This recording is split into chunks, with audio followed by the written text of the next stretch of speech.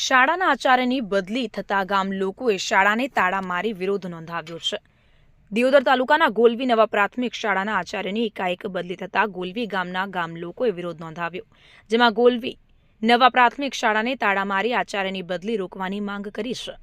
દિયોદર તાલુકાના ગોલવી નવા પ્રાથમિક શાળામાં આચાર્ય તરીકે સેવા આપતા દુદારસિંહ ચૌહાણ 2017થી ગોલવી નવા પ્રાથમિક શાળામાં આચાર્ય તરીકે ફરજ બજાવે છે, જેમાં તાજેતરમાં એકાએક અગમ્ય કારણોસર આચાર્યની સુઈગામ તાલુકાના ધનાણા ગામે બદલી કરી દેતા ગોલવી ગામના ગામ લોકોમાં રોષ જોવા મળી રહ્યો છે। શનિવારે આચાર્યની બદલી રોકવાની માંગને લઈને સમગ્ર ગામ લોકો ગોલવી નવા પ્રાથમિક શાળા ખાતે પહોંચ્યા હતા, જ્યાં ગામ લોકોએ જ્યાં સુધી આચાર્યની બદલી નહીં રોકાય ત્યાં સુધી શાળા નહીં ખોલવાની ચીમકી ઉચ્ચારી અને શાળાને તાળાબંધી કરી હતી। ગામ લોકોએ રોષ વ્યક્ત કરતા જણાવ્યું કે 2017થી ગોલવી નવા પ્રાથમિક શાળામાં દુદારસિંહ ચૌહાણ આચાર્ય તરીકે સેવા આપે છે। બાળકોને સારું શિક્ષણ મળે છે। ખોટી રીતે વહીવટી અધિકારીઓએ આચાર્યની બદલી કરી છે, તો જ્યાં સુધી આચાર્યની બદલી રોકવામાં નહીં આવે ત્યાં સુધી અમારા બાળકોને શાળાએ મૂકીશું નહીં અને શાળા પણ ખોલવા દઈશું નહીં તેવી ગામ લોકોએ રોષ વ્યક્ત કરીને ચીમકી આપતા ખળભળાટ મચી જવા પામ્યો। ગામના નાનાથી મોટી અને મોટા માણસ સુધી, એકદમ ગરીબથી મોટી અને અમીર સુધી બધા બાળકો અમે કોઈ પ્રાઇવેટ શાળામાં અહીંયાથી ભણવા મોકલતા નથી। આ શાળાની અંદર જ્યારથી દુદારસિંહ આચાર્ય તરીકે ચાર્જ સંભાળ્યો ત્યારથી અમે કોઈ પણ અમારા ગામનું બાળક પ્રાઇવેટ શાળામાં કોઈ ભણવા મોકલ્યો નથી અને હતું એની પણ એલસી લાવીને અહીંયા આપી દીધી છે। હાલની તારીખમાં અભ્યાસક્રમ ખૂબ સારો ચાલે છે અને આ શિક્ષકની અમારા ગામને ખૂબ જરૂર છે।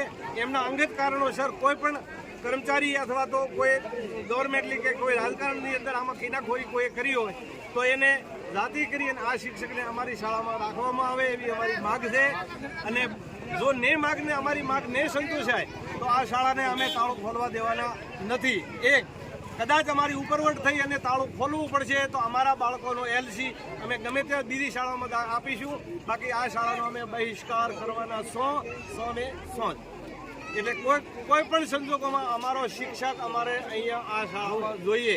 બીજું 3 શિક્ષકોની ઘટ છે, એ ઘટ પણ તાત્કાલિક પૂરી કરવામાં આવે એવી પણ અમારા ગામની માગ છે કે 3 શિક્ષકોની પહેલેથી ઘટ છે, એ ઘટ પહેલી પૂરી કરો, બદલી કરવાની વાત પછી કરો, પહેલી તો આ બાકી છે એની પૂરી કરવાની વાત કરો। આવી શું રાજકારણ ખેલવાનું આવતું જ નથી। કોઈ પણ કર્મચારી આવી કિનાખોરી કરતો હોય તો ચલાવી લેવામાં કદીએ નહીં આવે, ક્યારેય ચલાવી લેવામાં નહીં આવે। એની એક મનમાની કરતો હશે તો એની મનમાની ક્યારેય ચલાવી લેવામાં આવશે નહીં। એને કોઈ પણ પેટમાં દુખતો હોય તો અમારી પાસે જવાબ માગે, ગામમાં આવીને કોઈ આવીને અમારી પાસે જવાબ માગે, અમે ગામજનો એને જવાબ આપવા માટે તૈયાર છીએ। જય હિન્દ।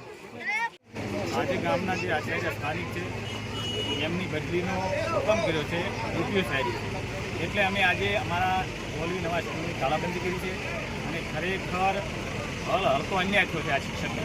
કારણ કે આજુબાજુની શાળામાં શિક્ષણ જુઓ અને આ શાળાનું શિક્ષણ જુઓ તો તમને રાત દાડાનો ફરક દેખાશે, એ એમને દેખાતું નથી।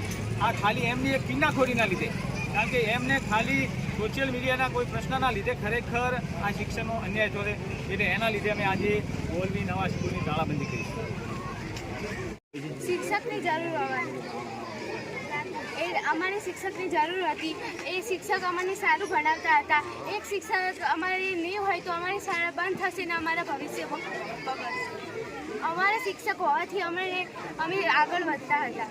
એ સારું ભણાવતા હતા, તેમનાથી એ સારું શિક્ષણ આપતા, તેનાથી અમે આગળ વધી શકતા હતા અને અમારી શાળા આખા જિલ્લામાં પ્રથમ ગણાતી હતી।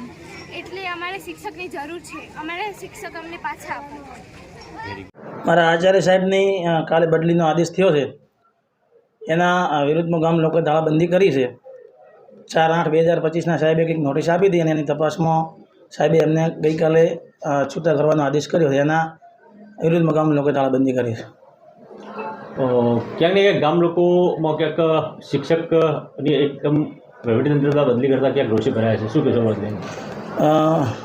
પહેલાં તો સાહેબ તમને કહું કે આ પ્રશ્ન શાળાનો કે બાળકોનો શિક્ષકોનો નથી, વહીવટી કચેરી અને આચાર્યશ્રીનો છે। ગામ લોકોને મેં સમજાવવાનો પણ પ્રયત્ન કર્યો હતો કે ભાઈ આ શાળાનો કે શિક્ષકોનો બાળકોનો પ્રશ્ન નથી, તો તાળાબંધી ન કરવા માટે મેં ઘણા સમજાયા સરપંચશ્રીને, ડેલિગેટને, છતાં પણ એમણે બધા બાળકોને બહાર કાઢીને તાળાબંધી કરાવી છે। શું નામ? કાંતિલાલ પુરોહિત। ટૂંક સમયમાં સાહેબ પરીક્ષા ચાલુ થાય છે?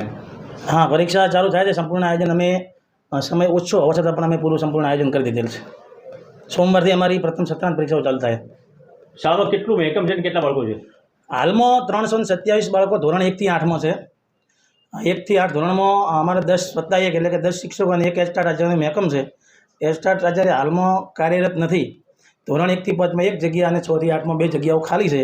એમાં 6 થી 8માં એક શિક્ષકે છોટાઉદેપુરથી અમારી શાળા લીધેલ છે, પણ ત્યાંથી છૂટા ન થવાના કારણે હજી હાજર થયા નથી.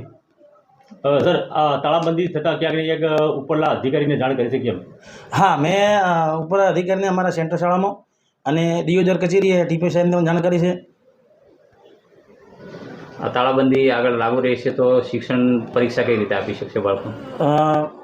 તાળાબંધી લાગુ નહીં રહે. વાલીઓને સમજાવવાનો પ્રયત્ન કરીશું કે બાળકોનું ભવિષ્ય ન બગડે એ પ્રમાણેના, અને ઉપલી કચેરી અમને જે આદેશ કરશે એ પ્રમાણે અમે નિર્ણય લઈશું. ગામ લોકોએ ચીમકી ઉચ્ચારી છે ક્યાંક ને ક્યાંક આ તાળાબંધીના કારણે જો શિક્ષકને રિટર્ન લાવવામાં નહીં આવે તો બાળકોનું જે એલસી છે એ પણ લઈ જવા માટેની વાત માંગ કરી છે. શું કહેશો? એ સર ગામ લોકોનો પ્રશ્ન છે, એમાં હું કશું આપી શકું નહીં.